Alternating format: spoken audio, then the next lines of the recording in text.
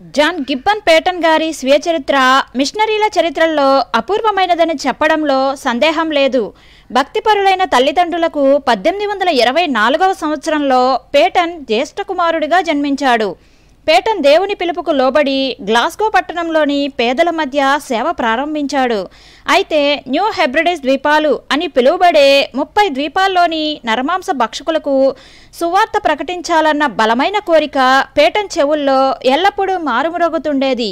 అతడు తన 34వ ఏట దేవుని ప్రత్యేక పిలుపుకు విధేయుడై ఈ ద్వీపాల్లో సేవకై అభిషేకించబడి మిషనరీగా బయలుదేరాడు. ప్రప్రథమంగా 1839వ సంవత్సరంలో ఈ నరమాంస భక్షకులకు సువార్త అందించాలనే ఆశతో ఈ ద్వీపాల్లో అడుగుపెట్టిన 2 మిషనరీలు అక్కడకు చేరిన కొద్ది క్షణాల్లోనే చంపబడ్డారన్న విషయం తెలిసి కూడా అతని భార్య చిన్న బిడ్డతో కలిసి 1858వ సంవత్సరంలో ఈ ద్వీపాల్లో అడుగుపెట్టాడు. అనతి కాలంలోనే అతడు తన భార్యను బిడ్డను కోల్పోయి అనేక కష్టాలకు గురయ్యాడు. నరమాంస భక్షకులతో ఒక పక్క జ్వరంతో మరో పక్క బాధించబడుతున్నప్పటికీ తన సేవకు అధికారులు ఎలాంటి ప్రోత్సాహం అందించక అతని సేవను విమర్శిస్తున్నప్పటికీ పేటన్ నిరుత్సాహపడకుండా ఆత్మలో బలపడి సాహసంతో సువార్త విజయారావాన్ని లోకానికి గొంతెత్తి వినిపించాడు. ఈ భక్తుని జీవిత చరిత్రను చదువుతున్నవారు వింటున్నవారు దేవుని కొరకు సాహస కార్యాలు చేయడానికి పురికొల్పబడితే ఈ పుస్తకాన్ని అనువదించి ముద్రించడంలో తీసుకున్న ప్రయాస ఎప్పటికీ వ్యర్థం కాబోదు. ఇలాంటి సాహసోపితమైన జీవిత గాథలను అనువదించడంలో శక్తివంచన లేకుండా కృషి చేసిన కుమారి మేరీ ప్రఫుల్ల గారికి కృతజ్ఞతలు చెల్లిస్తున్నాము. దీనిని అనువదించిన కొద్ది కాలంలోనే ఈ యవన సహోదరి ప్రభు చెంతకు చేరింది. పూర్వీకుల చరిత్ర. జాన్ గిబ్బన్ పేటన్ స్కాట్లాండ్ దేశంలో డంఫ్రిన్ కౌంటీ పట్టణంలో ఒక భక్తిగల కుటుంబంలో 1824 మే 24వ తేదీన జన్మించాడు. ఇతని తండ్రి పేరు జేమ్స్ పేటన్, తల్లి జానెట్ జార్డెన్. తండ్రి సాక్సు, స్వెటర్లు మొదలైన అల్లిక వస్తువులు తయారు చేసే చిన్న వ్యాపారస్తుడు. ఇతని తల్లిదండ్రులిద్దరూ వారి ప్రాంతంలో ఉన్న ఒక భూస్వామి అండదండలతో సుఖంగా జీవించేవారు. అందువలనే వారు తన కుమారునికి ఆ భూస్వామి పేరు జాన్ గిబ్బన్ అని పెట్టుకున్నారు. జాన్ పేటన్ 5 ఏళ్ల వయసులో ఉన్నప్పుడు అతని తల్లిదండ్రులు డంఫ్రిన్ కౌంటీ పట్టణాన్ని విడిచి దగ్గరలో ఉన్న టోర్థర్వాల్డ్ అనే గ్రామానికి తరలి వెళ్లారు. ఈ గ్రామంలో వారి కుటుంబం 40 సంవత్సరాలు జీవించారు. 5 కుమారులు 6 కుమార్తెలు కలిగి ఉన్న తన కుటుంబాన్ని జేమ్స్ పేటన్ అత్యంత భయభక్తులతో మర్యాదపూర్వకంగా పెంచాడు. జేమ్స్ పేటన్ తన పిల్లల ఎదుట ప్రార్థనాపూర్వకమైన మాదిరి జీవితం జీవించాడు. జాన్ పేటన్ తల్లిదండ్రుల పూర్వీకులు కూడా అత్యంత భక్తిగల కుటుంబ చరిత్ర కలిగిన వారు.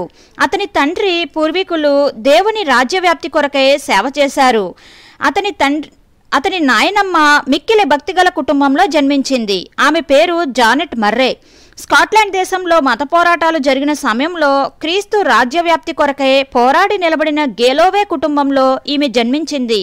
ఆమె భర్త జాన్ పేటన్ తాతగారైన విలియం పేటన్ కూడా తన కుటుంబమంతా సరైన మార్గంలో నడవగలిగేలా తన పిల్లల్ని పెంచాడు. పేటన్ తల్లి తరపు వారు కూడా సాహసవంతులు. తన తల్లి యొక్క తల్లిదండ్రులు అనెండేల్ వంశానికి చెందినవారు. ఆమె తండ్రి విలియం రోజర్సన్ అత్యంత దేహదారుఢ్యం గలవాడు. తల్లి జానెట్ జార్డన్. అమ్మమ్మ ఉన్నతమైన స్థితి కలిగిన కుటుంబంలో జన్మించింది. ఇలాంటి ధైర్య సాహసాలు కలిగిన తల్లిదండ్రులను కలిగిన పేటన్ తల్లి 11 మంది నివసించే తన కుటుంబాన్ని దేవుని ఆదరణలో నడిపిస్తూ తన పిల్లల్లో కొందరిని సాహసవంతులైన మిషనరీలుగా తయారు చేయగలిగింది. పేటన్ తండ్రి తన యవన ప్రాయంలో ఉన్నప్పుడే ఒంటరిగా అడవుల్లోనికి వెళ్ళి చెట్టు నీడలో మోకరించి తన టోపీ తీసివేసి హృదయపూర్వకంగా దేవుణ్ణి ప్రార్థించేవాడు. తన వివాహానంతరం 3 గదులున్న ఒక చిన్న గృహంలో ఒక గదిని ప్రార్థన కోసం ప్రత్యేకంగా కేటాయించాడు. ప్రధాన యాజకుడు పరిశుద్ధ స్థలంలో ప్రజలందరి కోసం విజ్ఞాపన చేసినట్టుగా జేమ్స్ పేటన్ ఆ చిన్న గదిలో తన బిడ్డలందరి కొరకు ప్రార్థించేవాడు. తమ తండ్రి కన్నీటితో ప్రార్థన చేస్తూ దేవునితో సంభాషిస్తున్న సమయంలో పిల్లలంతా ఎలాంటి శబ్దము చేయకుండా ఎలాంటి ఆటంకము కలిగించకుండా ఖాళీ వేళ్లపై నడుస్తూ గది దాటి వెళ్లేవారు. ప్రార్థన ముగించి వచ్చిన తమ తండ్రి ముఖంలో ప్రకాశించే ఆనందపు వెలుగు దేవుని సన్నిధి ప్రభావం వల్ల కలిగినదని పిల్లలు గ్రహించేవారు. జాన్ పేటన్ తన గృహంలో అనుభవించిన దేవుని సన్నిధి సాన్నిహిత్యం మరి ఏ ఇతర ప్రదేశాల్లోనూ సంఘ ఆరాధనల్లోనూ పొందలేకపోయేవాడు. మతానికి సంబంధించిన అనేక విషయాలు మర్చిపోయినప్పటికీ తన గృహంలోని ఆ ప్రార్థనా గది సంఘటనలు ఎప్పటికీ మర్చిపోలేని జ్ఞాపకాలుగా పేటన్ హృదయంలో ముద్రించబడ్డాయి. తన తండ్రి ప్రార్థనల ప్రతిధ్వని తన చెవులలో వినబడినప్పుడు నా తండ్రి దేవునితో నడిచాడు, నేనెందుకు నడవకూడదు అనే విజయవంతమైన సవాలు పేటన్ హృదయంలో కలిగేది.